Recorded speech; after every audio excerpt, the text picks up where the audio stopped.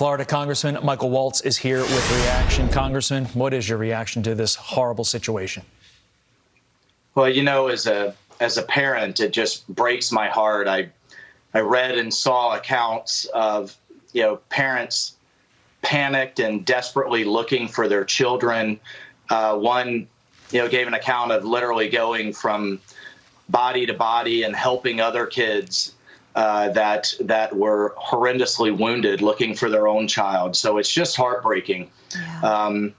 We don't know, obviously, if this some deranged individual or if there was something else afoot here. It does, from a counterterrorism standpoint, remind a lot of people of the 2017 truck attack in Lower Manhattan that was inspired by ISIS. But I think we'll just have to wait and see what the authorities come forward with. Yeah, and Congressman, one of the things about situations like this is you think you're going to this innocent Christmas parade with your family, and then tragedy strikes. It really reminds people that something like this could happen at any minute in any town, which I think is a really good reason to make our police departments as funded as possible. Well, that's a great point. And I could tell you just, I was texting some of the members of the Wisconsin delegation last night. These parades in small town Wisconsin are just kind of a seasonal rite of passage that everybody looks forward to in both the winter and the summer. And you're absolutely right. The number one job of government, in my view, is to keep us safe. From both external threats and internal. We have to back the blue, and we have to fund our police. Yeah. Congressman, there is a Chinese tennis star who vanished after making sexual assault claims against the vice premier in China. And the Chinese state media, they released footage of her, and now the International Olympic Committee said that they had a 30-minute phone call with her. But it sounds like people who know her say that they still don't know where she is or if she's safe. This is something that's been on your radar since it happened. What's your reaction to this situation as it unfolds?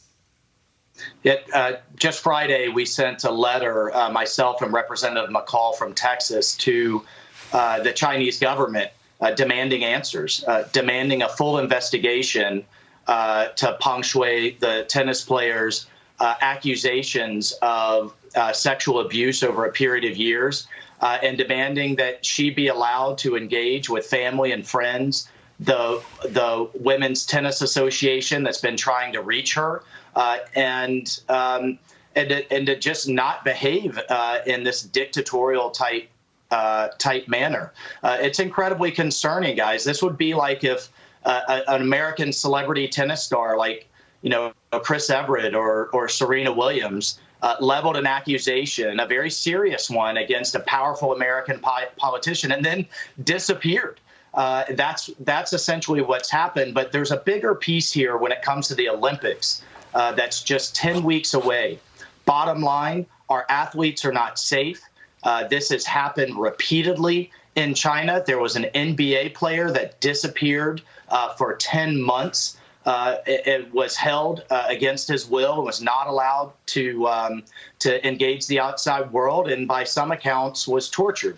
So, this is why we have to boycott, in my view, the Beijing Olympics. I don't see between how they the can human hold the rights Olympics. abuses that are going on, the stamping out of freedom, and the disappearing of athletes. We cannot, and not to mention COVID unleashed on the world, we can't reward Beijing with this international sports event, which will turn into a propaganda event for the Chinese Communist Party.